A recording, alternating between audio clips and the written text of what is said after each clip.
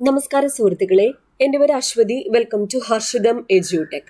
PSC May മാസം 6-ാം തീയതി നടത്തിയ ഡ്രൈവർ ഗ്രേഡ് 2 പരീക്ഷയിൽ ചോദിച്ച 50 GK ക്വസ്റ്റ്യൻസിന്റെ ഡിസ്കഷനാണ്. PSC പ്രൊവിഷണൽ ആൻസർ കീ ആണ്. അപ്പോൾ ഇനി PSC പരീക്ഷയുള്ളവരെല്ലാം റീസെന്റ് ആയിട്ട് PSC നടത്തിയ എല്ലാ ക്വസ്റ്റ്യൻ പേപ്പേഴ്സും നിങ്ങൾ പഠിച്ചിരിക്കണം.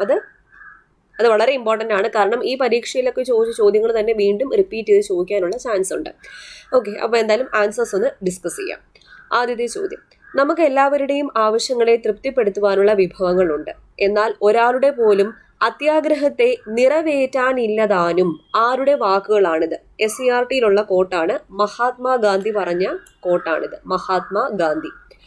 ഭരണഘടനാ നിർമ്മാണ സഭ ഭരണഘടനയ്ക്ക് അംഗീകാരം നൽകിയ ദിവസം നവംബർ 26. ഭരണഘടനാ നിർമ്മാണ സഭ ഭരണഘടനയ്ക്ക് അംഗീകാരം നൽകിയതെന്ന നവംബർ 26 വൈകുണ്ഠസ്വാമികളുമായി ബന്ധപ്പെട്ട പ്രസ്താവനകൾ കണ്ടെത്തുക. വൈകുണ്ഠസ്വാമികൾ നവകേരള സൃഷ്ടിക്കായി എന്ന ചാപ്റ്ററിൽ കേരള നവോത്ഥാന നായകരെ പറ്റി ഡിസ്കസ് ചെയ്തിട്ടുണ്ട്. അപ്പോൾ അതിൽ മെൻഷൻ ചെയ്തിട്ടുള്ള പ്രധാനപ്പെട്ട വ്യക്തിയാണ് വൈകുണ്ഠസ്വാമികൾ. അതിനകത്തെ ഫാക്ട്സ് തന്നെയാണ് PSC തന്നിരിക്കുന്നത്. അപ്പോൾ അദ്ദേഹവുമായി ബന്ധപ്പെട്ട പ്രസ്താവനകൾ ഏതൊക്കെ? ബ്രിട്ടീഷ് ഭരണത്തെ വെണ്ണീച്ച ഭരണം എന്ന് വിശേഷിപ്പിച്ചത് വൈകുണ്ഠസ്വാമികളാണ്. വേല ചെയ്താൽ കൂലി കിട്ടണം എന്ന നിലപാട് സ്വീകരിച്ചതും അദ്ദേഹം തന്നെയാണ്. ഓപ്ഷൻ A ആണ് ഉത്തരം. Option A. പ്രാചീന മലയാളം എന്ന കൃതി രചിച്ചത് ചട്ടമ്പി സ്വാമികൾ. കേരളത്തെ ഭ്രാന്താലയം എന്ന് വിശേഷിപ്പിച്ചത് സ്വാമി വിവേകാനന്ദൻ. ഓക്കെ, അത് രണ്ടും ഇദ്ദേഹവുമായി ബന്ധപ്പെട്ട പ്രസ്താവനകളല്ല. അടുത്ത ചോദ്യം: ശ്രീനാരായണ ഗുരു അവസാനം നടത്തിയ പ്രതിഷ്ഠ എവിടെയാണ്? ശ്രീനാരായണ ഗുരു അവസാനം നടത്തിയ പ്രതിഷ്ഠ കളവൻകോട്. അതും ആ ചാപ്റ്റർ നവകേരള സൃഷ്ടിക്കായി എന്ന ചാപ്റ്ററിൽ നിന്ന് തന്നെ എടുത്തിരിക്കുന്ന ചോദ്യമാണ്. അടുത്തത്: പൊയ്കയിൽ ശ്രീ കുമാര ഗുരുദേവനുമായി ബന്ധപ്പെട്ട ശരിയായ പ്രസ്താവന. ഇദ്ദേഹത്തെ പറ്റിയും ആ ചാപ്റ്ററിൽ നിന്ന് തന്നെയാണ് ചോദ്യം വന്നിരിക്കുന്നത്. പൊയ്കയിൽ ശ്രീ കുമാര ഗുരുദേവനുമായി ബന്ധപ്പെട്ട ശരിയായ പ്രസ്താവന കണ്ടെത്തുക. ഒന്നാം ലോക മഹായുദ്ധകാലത്ത് യുദ്ധവിരുദ്ധ ജാഥ നടത്തി. കറക്റ്റ് ആണ്. പാട്ടുകളിലൂടെയാണ് തന്റെ ആശയം പ്രചരിപ്പിച്ചത്. ഇത് രണ്ടുമാണ് കറക്റ്റ് ആയിട്ടുള്ള പ്രസ്താവന. അടുത്ത ചോദ്യം: ആധുനിക കാലഘട്ടത്തിൽ കേരളത്തിൽ പ്രവർത്തിച്ചിരുന്ന മിഷണറി സംഘങ്ങൾ ഏതൊക്കെയാണെന്ന് കണ്ടെത്തുക. LMS London mission society, BEM Basel evangelical mission. 1ഉം 3ഉം ആണ് കറക്റ്റ്. കേരളത്തിലെ നവോത്ഥാന നായകരും അവർ സ്ഥാപിച്ച പ്രസ്ഥാനങ്ങളും സംബന്ധിച്ച ശരിയായ ജോഡി കണ്ടെത്തുക. ശരിയായ ജോഡി: വക്കം അബ്ദുൾ ഖാദർ മൗലവി, കേരള മുസ്ലിം ഐക്യ സംഘം, അയ്യങ്കാളി സാധുജന പരിപാലന യോഗം, വൈകുണ്ഠസ്വാമികൾ സമത്വ സമാജം, ശ്രീനാരായണ ഗുരു ശ്രീനാരായണ ധർമ്മ പരിപാലന യോഗം. Option B.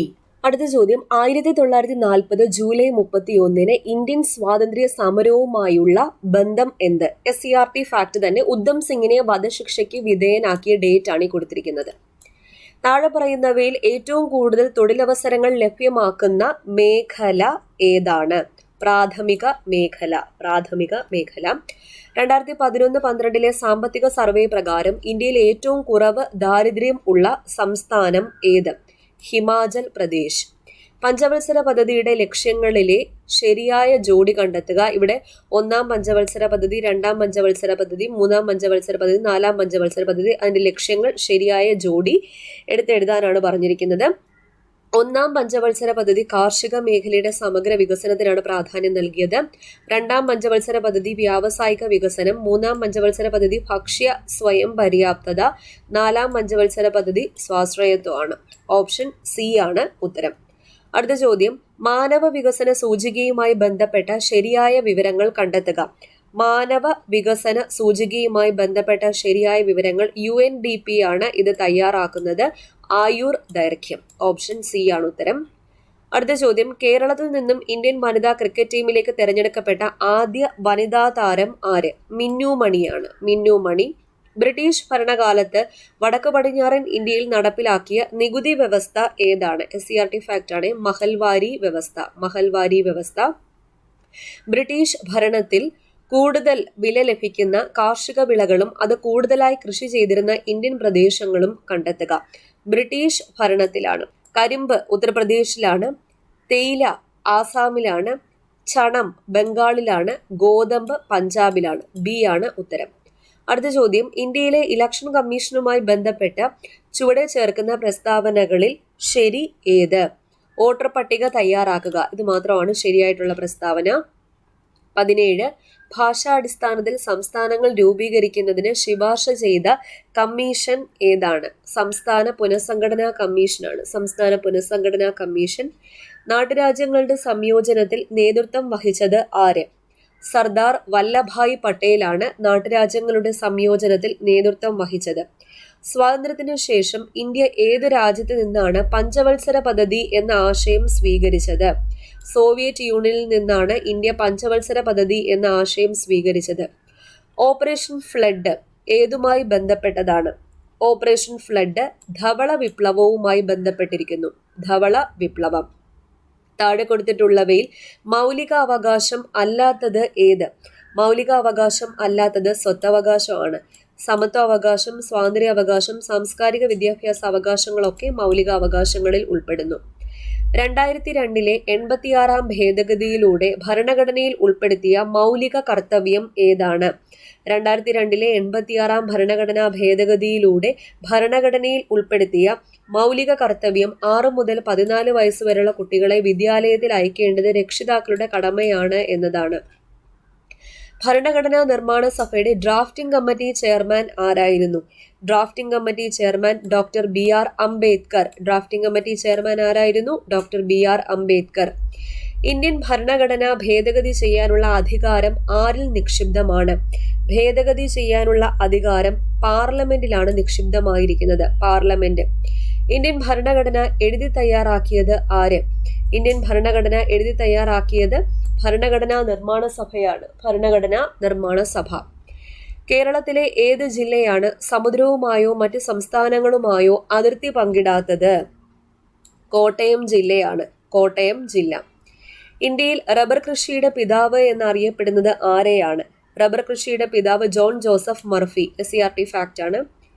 ഏത് ജില്ലയിലാണ് കേരളത്തിലെ ഏറ്റവും വലിയ ശുദ്ധജല തടാകം സ്ഥിതി ചെയ്യുന്നത്? കേരളത്തിലെ ഏറ്റവും വലിയ ശുദ്ധജല തടാകം ശാസ്താംകോട്ട കായലാണ് സ്ഥിതി ചെയ്യുന്നത്. കൊല്ലം ജില്ലയിലാണ്. കൊല്ലം ജില്ല. കൊല്ലം മുതൽ കോട്ടപ്പുറം വരെയുള്ള ദേശീയ ജലപാത ഏത്? NW3. NW3.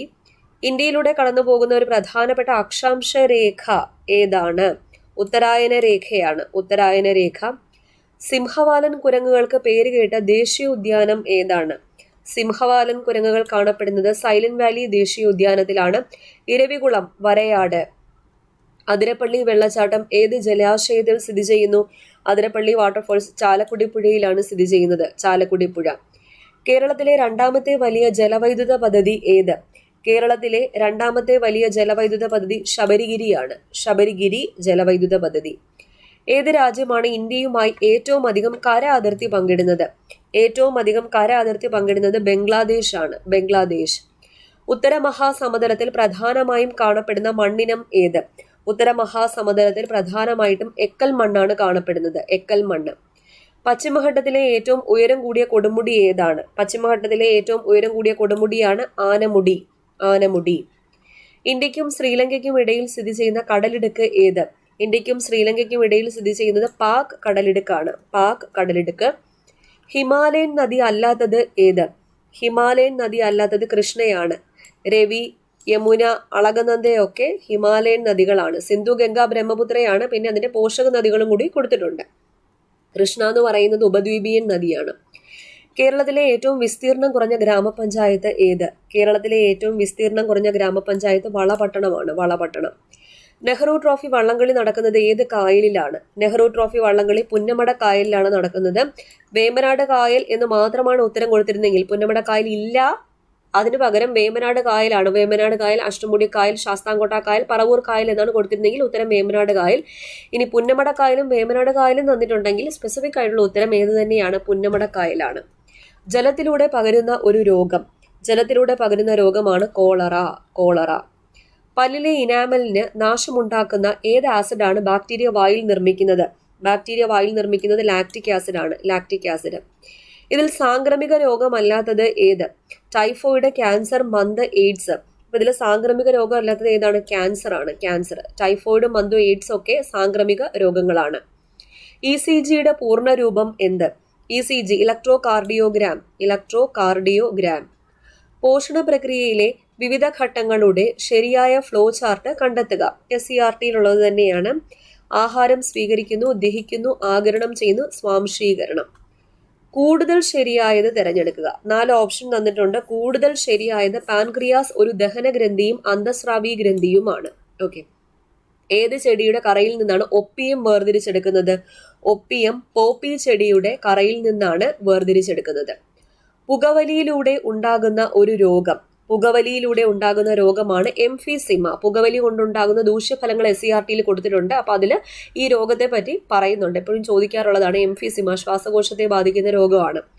ശരിയായ ജോഡി ഏത്? ജീവകം ABCD അതിന്റെ അപര്യാപ്തത മൂലമുണ്ടാകുന്ന രോഗങ്ങളാണ് കൊടുത്തിരിക്കുന്നത്. ശരിയായ ജോഡി കണ്ടെത്തുക.